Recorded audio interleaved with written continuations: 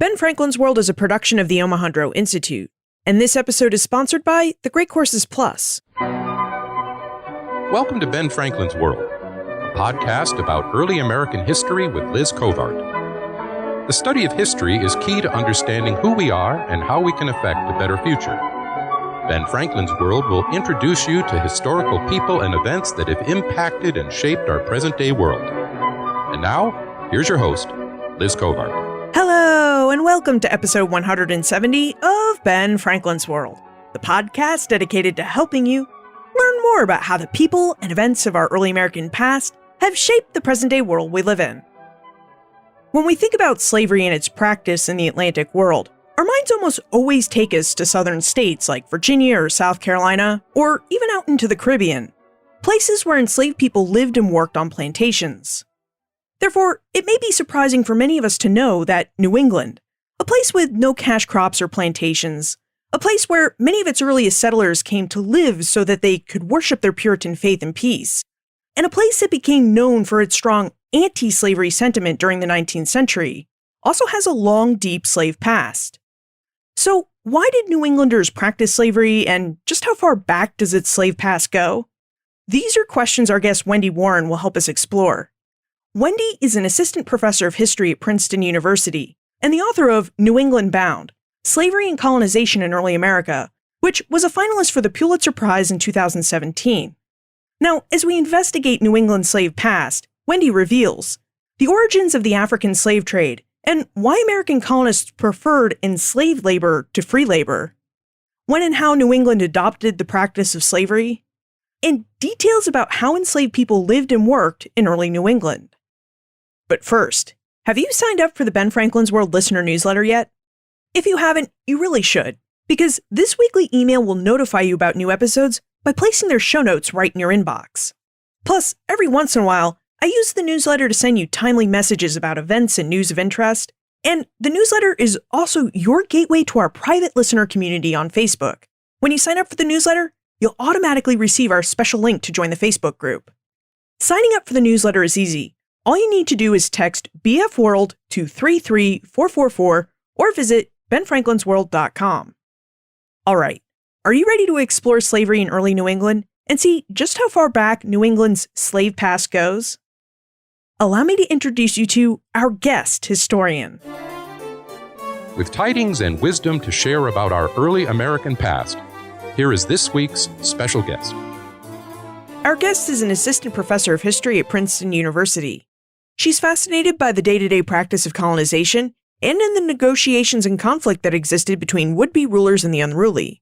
Today, she joins us to discuss how slavery worked in the fledgling colonies of New England, with information from her Pulitzer Prize finalist book, New England Bound: Slavery and Colonization in Early America.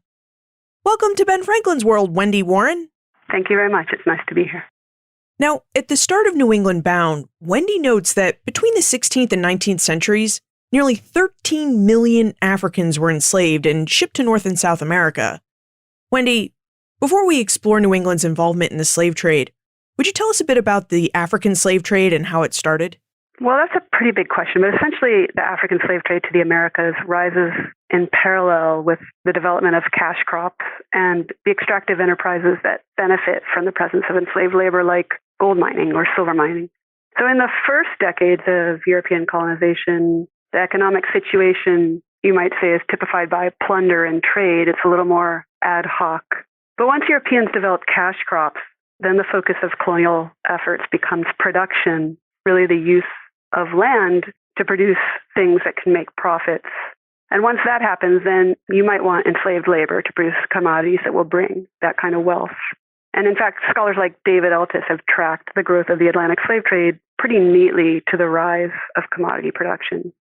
So when I use a term like commodity production, that's pretty dry. And like a lot of dry terms, I think it hides all sorts of processes. In this case, it's hiding the process of colonization because you can't grow a commodity to sell at a profit to create wealth without having land to do it on. And that land comes through the process of settler colonization, which is, in a nutshell, the removal of indigenous people from a location and replacing them with other people who might do the labor required to make that wealth. Or you could subjugate the indigenous people themselves. And either way, it's a story of replacement of, say, one way of life with another And in this book, I call that a deadly symbiosis. And I think what's interesting is that the deadly symbiosis happens even in a place like New England, which is such a peripheral market for the Atlantic slave trade. Why enslaved labor? Why did early American colonists want enslaved labor to produce these cash crops instead of just using and hiring free labor?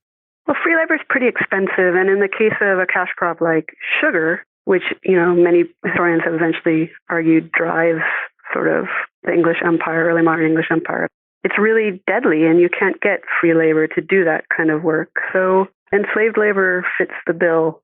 You can coerce people into working in a situation where the mortality rates are really pretty gruesome. And that isn't something you can get free labor to do eventually. Now, in the years between 1620 and 1640, there was a great migration that took place to New England. And this great migration was a very different type of migration than the forced migration of African peoples to the Americas. Wendy, would you tell us about the Great Migration to New England? So the Great Migration, what scholars of New England history call the Great Migration, is this sort of 2 decades when more than 20,000 English colonists come to the northeastern coast of North America, and they found in quick succession the colonies that they will jointly call New England. So you get in 1620, famously Plymouth.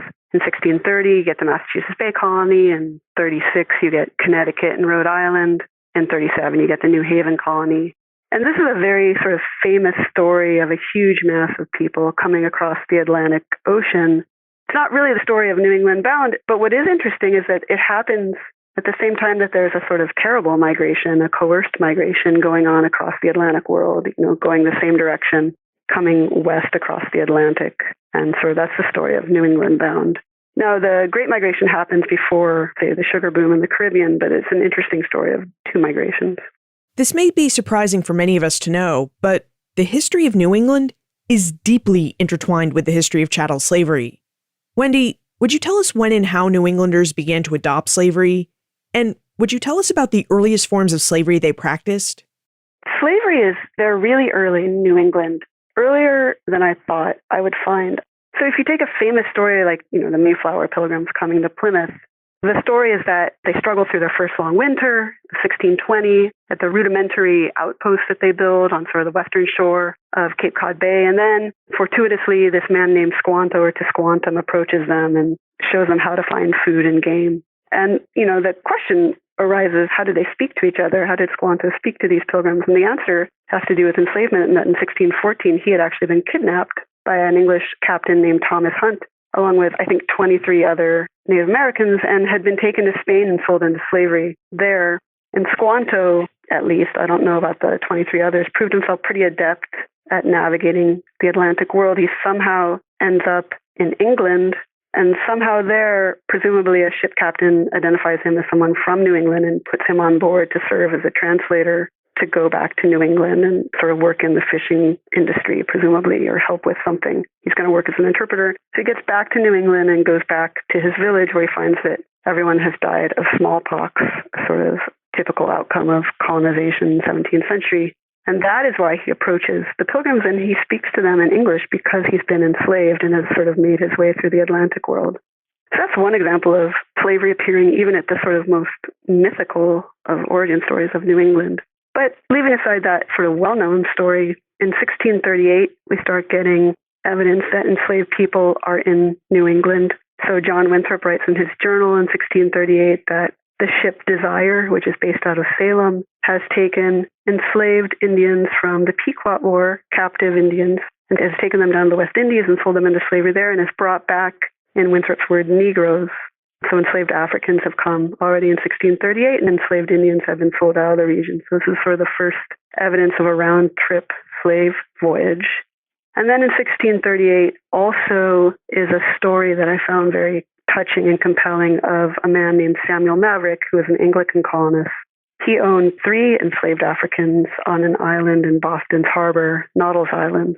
And a passing traveler named John Jocelyn stayed with Maverick. And while he was there, one of the enslaved Africans that Maverick owned, a woman, came to Jocelyn's window in the morning and complained that she had been raped by another enslaved man on Maverick's orders so that Maverick could have, quote, a breed of Negroes.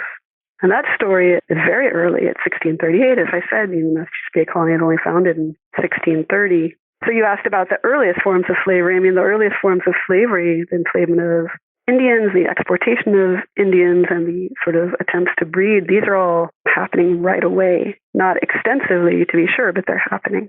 This seems really surprising because when we think of the people of New England, we know that by and large, they were people that held deep Protestant religious convictions. So how did these New England Protestants justify enslaving Native Americans and then African men and women? I mean, how did they reconcile their practice of slavery with their religion? So there's no general English aversion to slave trading and slave owning. But, the question is, do the Puritans in particular disapprove of it? And none of the records suggest that they do. As early as 1617, you can find sermons, but even earlier, of Puritan sort of theologians describing various forms of servitude, saying things like, some people are born to ride horseback and others to walk. So this idea of a natural hierarchy makes sense to early modern people, Puritans included, that some people would be in bondage and some people not. This is not shocking to anyone. And indeed, it seems to make sense in a world that's based on hierarchy with God at the top. It makes sense that some people sort of would be at the bottom, so to speak. So there's no problem for Calvinists or anyone else with the idea of a hierarchical world. And slavery is legitimate for Protestant theology. Earlier, you told us the story of Samuel Maverick's enslaved woman who complained to traveler John Jocelyn that she had been raped because Maverick wanted to breed his own people to enslave. Which makes me wonder, did African slavery always coexist with Indian slavery in New England? Or did African slavery eventually supplant the practice of Native American slavery in the region? So Indian slavery and African slavery clearly coexisted throughout the 17th century. Enslaved people in New England, one justification for them is that they're caught in just wars. They're taken captive in just wars. And so Native American captives from New England who are taken captive while fighting against the English, they are considered captives caught in a just war and are thus enslavable. But the problem is if you've captured someone in a war, you might not want to keep them and put them into domestic servitude in your own house or in your own town. And so a lot of the men are sold into the West Indies or elsewhere. But some of the women, children, some men actually do stay in the region and serve in some sort of state of unfreedom. It's unclear exactly if they're considered fully chattel slaves or what the state of unfreedom is. Margaret Newell, after New England Bound came out, she wrote a good book on Indian slavery in New England where she argues that there are enslaved Indians throughout the region, but their status is a little unclear as regard to, if their children are enslaved, if the status is inheritable in the same way that enslaved Africans are.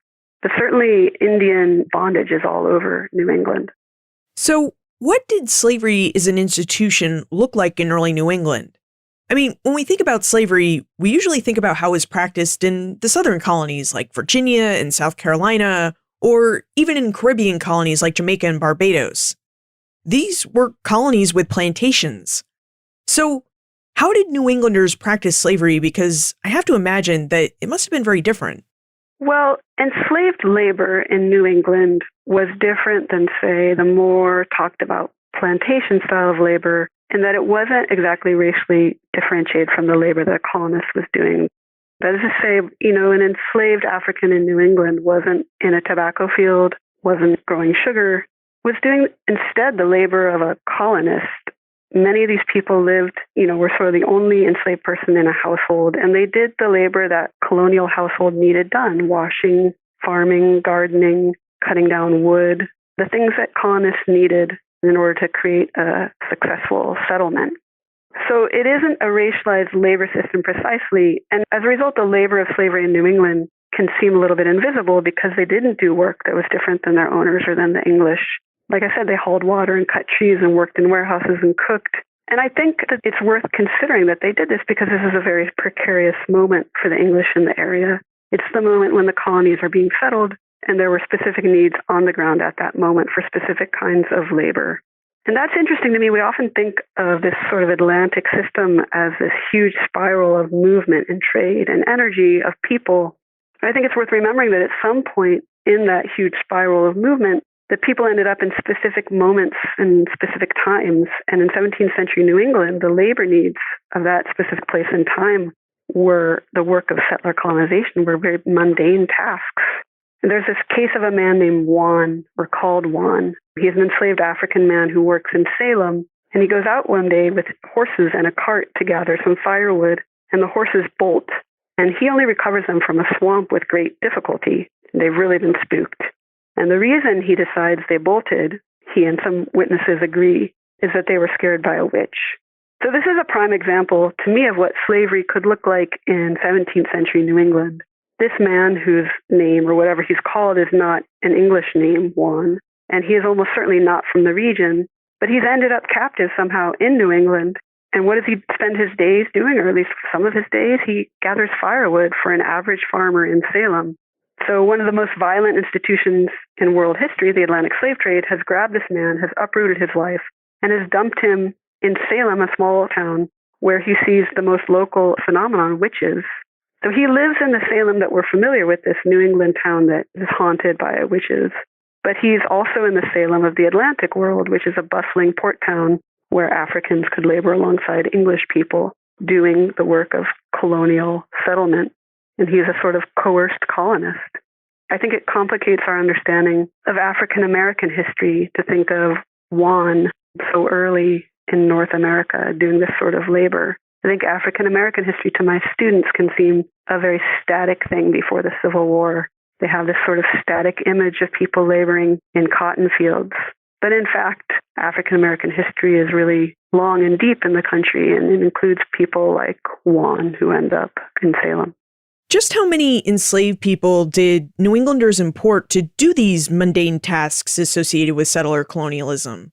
Or, the type of work that goes into creating new, largely self-sufficient towns and settlements? It's not many. That's the other thing that interested me about New England. It was the chance to consider what slavery was like in a place where there weren't many slaves. So I think at the turn of the century, the estimates are that there are about 2,500 enslaved people. That's not many, maybe as many as 4,000, but not many at all. 5% of the population. But that's intriguing to me because it suggests that their life was very different than you might find in a place like Barbados, for example. Given that so few enslaved people lived in early New England, what was life like for those enslaved people who did live in the region? Like I said, they do the labor that a colonist would do. I think sometimes they're working alongside owners. Sometimes they're out in the fields doing, tasks assigned to them. Sometimes they're working in warehouses. In a town like Boston, they might be doing the work of an urban center. They're doing all sorts of things. Probate records suggest they sleep in attics, so they sleep in the same structure as their owners. But the records are a little terse about that sort of thing, but that seems to be what's happening. And their lives are isolated at moments. Maybe not as much if they lived in a town, but if they were out on a farm, it could be very isolating.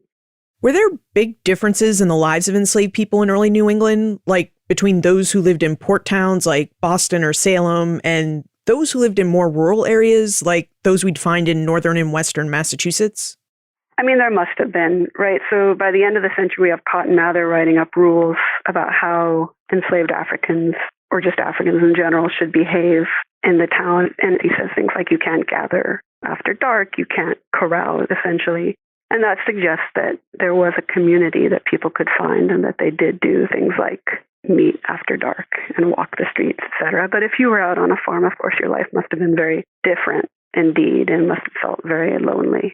The records don't tell us that, unfortunately. They don't allow for that kind of comparison, but it seems clear that your life must have been quite different. You noted that probate records indicate that a lot of New England slaves slept in the attics of their masters' homes. And after we talk about our sponsor for a moment, I'd like for us to explore whether enslaved people in early New England were able to have informed families, given the fact that they often lived inside the homes of their owners.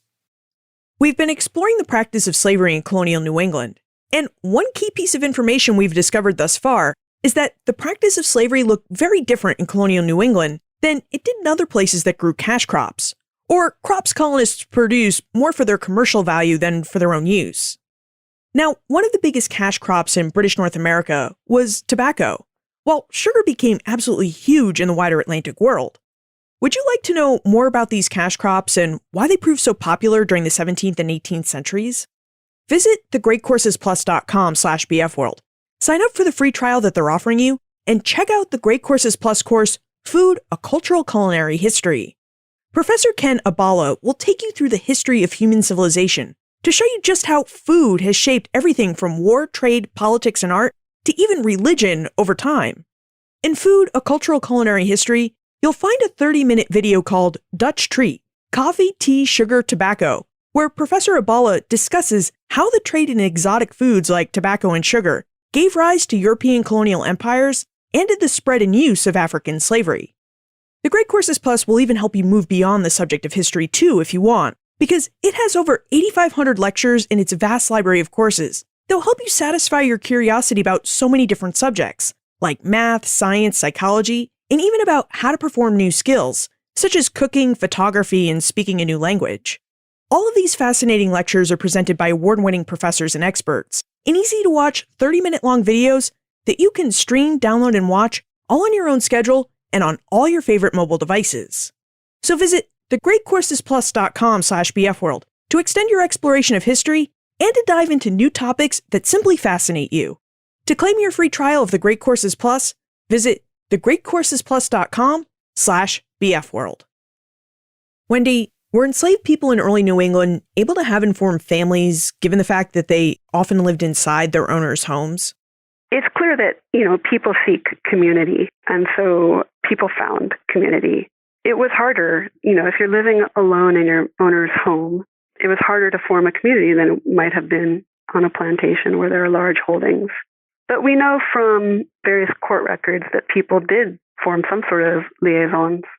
Fornication records, for example, show us that enslaved women became pregnant, which suggests they had relationships. Now, some of these relationships may have been coerced, but sometimes maybe not. Sometimes they name fathers who are servants, English servants, or enslaved African men. So certainly there's evidence that we have that people formed friendships and community. But we also have, pretty striking evidence that some people were very lonely. There's a case in the 1660s, I think, in Cambridge of this woman called Hagar, who's caught in one of these fornication trials. Like many women, she can't hide that something has happened because she's pregnant and her body is showing the evidence of this supposed crime. And they call her before the court. They want to know who the father of the child is. And she stands there before the court and says, well, essentially, you have your concerns about this fornication charge, but I want to say that 3 years ago I was taken from my husband and child in West Africa. She says, my child that sucked at my breast, or something very close to that, and taken to Barbados, and then eventually here to New England. And that's the crime she wants to address in front of this court.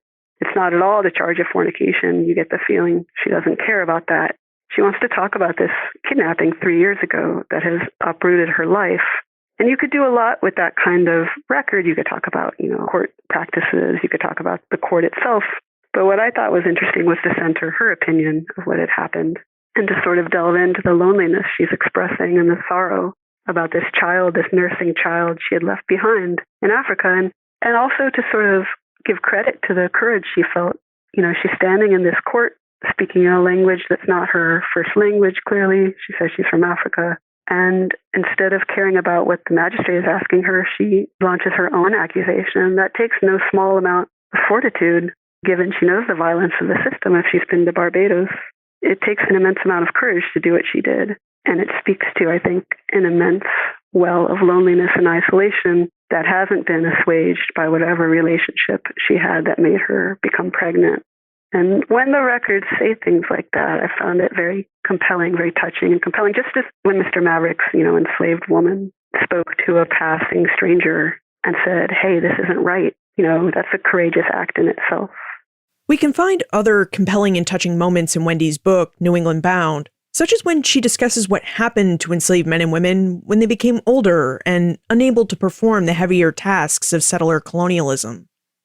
Wendy, would you tell us about elder care for enslaved people and why colonies like Connecticut passed laws in regard to elder care for enslaved people? The story I'm thinking of as you ask that question is of this man named John Wan, who lived in New Haven in the 17th century. And he has a fascinating story. His story is a little bit rare in that I think there were 20 documents related to the story, which for me was a gold mine of evidence. Most of the people I talk about in this book, they're in a fragment of a sentence. They're mentioned tangentially. They're rarely the extreme focus of the document I'm looking at. But in this case, John Juan, because he did something unusual, became the focus of a court case that went on. And it was a story of what an enslaved person does when they age. So basically, the story is that he was owned by the governor of New Haven Colony, Theophilus Eaton. But when Eaton died, John Juan's life became disrupted. So when Eaton was alive, John Juan, and in the records they call her his wife, asked the governor if they can have a little bit of land and a house to live in and sort of live separately. They seem to be asking basically for a sort of retirement deal, and they'll work as best as they're able for the governor, but they'll also live separately and independently. And the governor agrees, apparently, according to the records, and he gives them a little plot of land and a house. And they move to this house where they work, according to the governor's daughter, 3 days a week for the governor, 3 days a week for themselves, and then the seventh day is, of course, for the Lord. So this happens, and it seems to be going well, and then the governor dies, and so does his wife, and John Juan becomes, according to the governor's daughter, her property, as well as the house and land they live on. And then John Juan's wife dies. And John Juan gets the idea that he should sell this land and house and go to New York to live. This, to the governor's daughter, is an untenable idea because she insists that she owns both the land and Juan himself. She insists over and over in the records that he's the governor's slave and her slave now, too. But John Juan seems to have other ideas. He seems to believe himself to be free and that he owns the land. And we know this because he tries to sell the land to various neighbors, and then they get caught up in this court case involving legitimacy of this land sale. But what's interesting about it, already this story is interesting in that this man is navigating the colonial sort of real estate process pretty ably. That's interesting in itself. But what's really interesting is this one document I found in which he's explaining to a neighbor that he wants to sell the land to the neighbor. And the neighbor says, "Why would you sell the land?" He says something like, "You're an old man. You should just stay put. Why would you go off to New York at your age? That seems dangerous and unsafe." And John Juan replies to him, and this is a quote, "If he should get sick, nobody would comfort him. And so he would go to live with his country folk." And I just remember reading that. I remember reading it. It was in the Connecticut State Library. And I remember reading those words and just sort of gasping because of the poignancy, the very human nature of that statement, right? If he should be sick, nobody would comfort him. And I remember when I read it thinking, I don't think I've ever read a better definition of family. The people who will take care of you when you're sick, the people who will comfort you when you're sick. And what's interesting is Juan, who by that point had lived, many decades in New Haven, looked around, and in his old age, he said, "I don't have any family here. Nobody will comfort me when I'm sick," even though he had lived there that long. And I think that his story is interesting because it tells us how, at least one enslaved person felt about enslavement in New England, that it wasn't at all protective or pleasant or appealing, and that ultimately nobody was going to really care for him. There weren't any bonds of affection tying him to this place where he had lived for so long. These records, sometimes a line like that, "If he should get sick, nobody would comfort him," they just jump out at you because that one's only twice mediated, through the transcriber and the memory of the witness. And you can almost hear this enslaved man speaking. It's really very poignant and also so human. As I said, so your question was about old age. When enslaved people aged, as property, they depreciated. And the cruelty of a system that commodifies humans is that they became less valuable. And he sort of addresses that directly with his actions and his words. Earlier we talked about what it was like to work as an enslaved person on a plantation. And although early New England didn't have any cash crops to tend, it still sounds like slavery in early New England was a brutal system. The stories we've heard throughout our conversation really reflect the lives of enslaved people as being very isolated and lonely.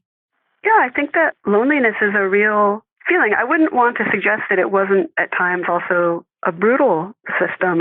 There are cases where enslaved people commit suicide. We know that enslaved people in New England stole food a lot, suggesting that they were hungry. We have cases of the beatings of slaves. We know that some enslaved people set fire to their owners' homes. And all of these actions suggest, at the very least, although they certainly don't prove, that enslavement in New England could be and was rough on people. Certainly Mr. Maverick's slave woman says that explicitly. She says she's being treated in a brutal way. And the woman who testifies in the Cambridge court about having been stolen from her child that sucked at her breast, she's telling us that enslavement in New England is rough. But certainly also the loneliness. And people have talked about this elsewhere, right? Where you have small holdings, the lack of community must have taken some sort of toll. The trick really is that the records don't tell us what that toll was.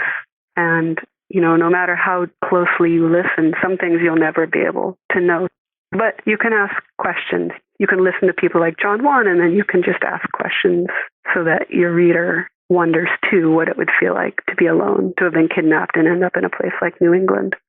You just noted that some enslaved people set fire to their owners' homes. So I wonder, in what other ways did enslaved people in New England resist their enslavement? I think resistance is a little bit of an opaque category for a lot of people. I mean, it's hard to know when someone is resisting and when someone is living and what it means to label some things resistance. But certainly we see that people ran away from their owners, not infrequently. We see, as I said, rules being made about enslaved people needing to be in their homes at night, not walking around. And the rules suggest that they were, in fact, walking around at night and gathering. We see people, as I've already said, protesting in their own words their enslavement. The records, I should say, describe people doing suspicious actions like linen suspiciously burning. The person who was supposed to be ironing it was an enslaved woman. And we see actions like that not infrequently that suggest that people were deploying, Jim Scott's weapons of the weak idea, the idea that people seek to improve their situation not through overt acts of rebellion, but small acts of defiance that give them a little bit more room to maneuver. Vince Brown makes an argument about the politics of enslavement, of how you negotiate the world of slavery. He says it's not about resistance per se, but about sort of the politics of making space for yourself. We've been talking about slavery in early New England for some time now, and I never did ask, why New England? Why did you choose to uncover and recover New England's slave past in New England Bound? So I was interested in the Puritans, like many people before me. This most traditional of stories attracted me. I found them really fascinating, this people of sort of deep introspection. But as I was researching Puritans, I thought I would write a women's history. I wasn't quite sure of what I encountered, as I said, the story of Mr. Maverick's enslaved woman. And that really gripped me. It gripped me in part because of my own ignorance at the time. I hadn't known that there were enslaved people there. But also sort of the grief, as I said, that she expressed gripped me. And I wanted to know more about how she had gotten there and what she did there and, other people like her. My book started with that story and my decision to sort of follow up on it as best I could. Like many history books, I think it just sort of developed organically, and I asked different questions than I would ever have predicted. If you had asked me, 2 years before it, what kind of book would I write? I don't think I would have said that I would have written New England Bound. But you have to follow where the questions lead, and that's where my questions led. New England Bound is a really interesting story, and it's mostly an overlooked story because when history textbooks and other narratives discuss slavery in New England, they tend to focus on the intense anti-slavery sentiment that the region became known for during the 19th century when slavery had largely phased out of the region. Wendy, do we know when this anti-slavery sentiment started to form in New England? Did you happen to find anything about it in your research into the region's early history? As the 19th century approached, we know that enslavement starts to, as you said, phase out. And the reasons for that slow death are many and convoluted. For sure, the sort of soaring rhetoric of the American Revolution resonated strongly with some New England colonists. And then, maybe more cynically or more materialist argument would say that the institution was never really the mainstay of the region's labor force, right? It was never a slave society. So it was easier to get rid of slavery there in conjunction with these sort of revolutionary Enlightenment ideals. But you could also say that much of the impulse toward anti-slavery in the region came from the agitation of freed and enslaved people themselves, who were by then some 5th, 6th, and 7th generation New Englanders. It ends with a whimper, not with a bang, with some legal cases declaring gradual emancipation laws. And then why the story sort of disappeared. I would say specialists always knew that there were enslaved people in New England, but it has never been the focus. For one thing, if you're going to study slavery, I can understand that you might go where there are many more slaves. That would be the southern colonies, not New England or even 19th century South. Also, it's true that for a long time, New England universities dominated scholarship, maybe, and so sort of through a self-protective measure, they didn't write about their own history negatively. There's a lot of reasons, maybe. The story of sort of New England's anti-slavery sentiment is stronger than the story of New England's earliest relationship with slavery. Before we move into the time warp, you've noted throughout our conversation that the records you used were terse, that they don't tell us things or they don't provide information about that, and that 20 documents about John Juan constituted a veritable goldmine for your research. So what does it mean, and what is it like to research people like the enslaved of early New England who left behind so little by way of a written record and really had so few written records created about them? How did you go about uncovering these people's stories? So the records are terse, right? In all of my research, I never found a record written by an enslaved person themselves. So they're always mediated, as some of the records I've described are. This is a kind of history that is not unique to this story, right? Women's historians, historians of marginalized people, historians of illiterate peasants in the Middle Ages. You have to really sort of read the records backwards, upside down, any way you can to sort of eke out these stories. It can be frustrating, but rewarding at the same time. I spent many days in archives finding no one, but some days I found a lot of people, and that was exciting. I think, as I said, it deepens the history of African Americans, but it also complicates the history of New England to know that, walking down the street of Boston, a colonist would have passed an enslaved African. To know that, King Philip's War, these wars that we know as regional colonial wars, had ties or were influenced by or affected by the Atlantic slave trade. I think all those stories matter. And so if you can gather these fragmentary records and sort of make enough dots, points of information, they form a picture. And I think that picture is really enlightening and important. And these people were people just like any others, and their histories deserve to be told. Okay, let's move into the time warp.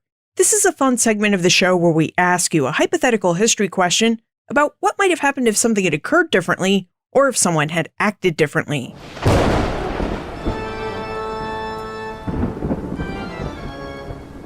The time warp.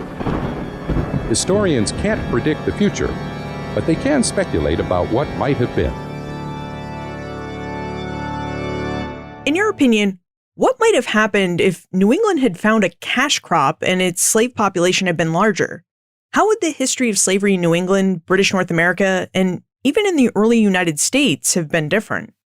I'm not very good at hypotheticals, but if New England had had a cash crop, it would have looked like other places with a cash crop. I imagine it would have had a much larger enslaved population, and it would have looked like, that kind of labor regime and that kind of culture would have developed. We know that when Puritans went to Providence Island, Karen Kupperman has told us that when they went to Providence Island, they imported enslaved Africans to grow tobacco. If Puritans in New England could have grown sugar or rice or tobacco, they would have imported large numbers of Africans to do so, I think. But your question was not only, how would New England have looked different, how would the history of the United States have looked different? There it gets very murky to predict, but, the Civil War seems to, the impetus, the sort of regional divisions wouldn't have existed. It would be very interesting. I don't know what would have happened. I think it would have been a very different trajectory for the United States. Wendy, what are you researching and writing about now? So right now I'm at work on a couple of projects, but the one right on my mind is about imprisonment in early America. I'm doing a recovery project of what imprisonment meant in the 17th and 18th centuries. So it's in addition to critical prison studies, sort of the rising wave of carceral studies, but rooted deeply in the colonial period and based, again, as a recovery act. If we have questions about slavery in early New England, how can we contact you? My Princeton website is the best way. Wendy Warren, thank you for helping us better understand the practice of slavery in early New England. Thank you. It was my pleasure. Colonial New England didn't have cash crops or plantations, but it did have slavery. In fact, New Englanders began their practice of slavery not long after they settled the region. The Pilgrims established Plymouth in 1620, the Massachusetts Bay colonists settled Boston in 1630, and by 1638, we have records that indicate New Englanders like Samuel Maverick owned African slaves. So, how did the New England practice of slavery develop so quickly? As Wendy noted, in some ways, the existence of slavery in New England predated the English colonists who made the region their home. when other Englishmen came to the shores of New England and enslaved Native Americans. This is the reason that the Pilgrims could speak to Squanto or Tisquantum when they met him, because Englishman Thomas Hunt captured and enslaved Tisquantum in 1614 and brought him back to Europe where he learned to speak English. With this practice of Native American enslavement in place upon the colonists' arrival, it shouldn't be all that surprising for us to learn that New Englanders quickly got into the practice of enslaving Native Americans, especially during periods of warfare such as the Pequot War that took place between 1636 and 1637. Englishmen enslaved their war captives. But what do you do with a bunch of angry, defeated men when your labor needs require them to live and work inside your homes and on your farms? New Englanders answered this question by taking these war captives down to the Caribbean, where they either sold them outright or traded them for enslaved Africans. This was how African slavery came to New England. Now, New England never had many African slaves given that the region lacked cash crops and plantations. As Wendy revealed, it's likely that the region had between 2,500 and 4,000 slaves at the turn of the 18th century. Of course, this meant that with so few African men and women living among a burgeoning white population, that life was lonely and often difficult for enslaved people. And we can see and hear this loneliness and difficulty when we study the life of Hagar, the enslaved woman who, rather than answer the fornication charges against her, complained to the Cambridge court of the injustice of her kidnapping from Africa. Or in the story of John Juan, who tried to sell property he thought was his so he could move among the country folk of New York because there was no one left in New Haven to care for him when he became sick. Knowing about slavery as practiced in New England complicates what we know about the region's history. New England may have become a hotbed of anti-slavery sentiment during the 19th century, but during the 17th and 18th centuries, it was a society with slavery, and a region where few people held qualms about its practice. Look for more information about Wendy, her book New England Bound, plus notes for what we talked about today on the show notes page, benfranklinsworld.com/170. Don't forget to sign up for the Ben Franklin's World listener newsletter. It's really easy to do. Just text BF World to 33444. The Great Courses Plus offers more than 8,500 video lectures on a wide range of topics that can help you better understand everything from the history of food to how to speak a new language. So why not check out their vast course library with a free trial? To claim your free trial, visit thegreatcoursesplus.com/bfworld. Finally, did any aspect of our discussion about slavery and how it was practiced in colonial New England surprise you? Let me know. Liz at benfranklinsworld.com, tweet me at Liz Covart, or post a comment in our listener community on Facebook. Ben Franklin's World is a production of the Omohundro Institute. And remember, never leave till tomorrow that which you can do today.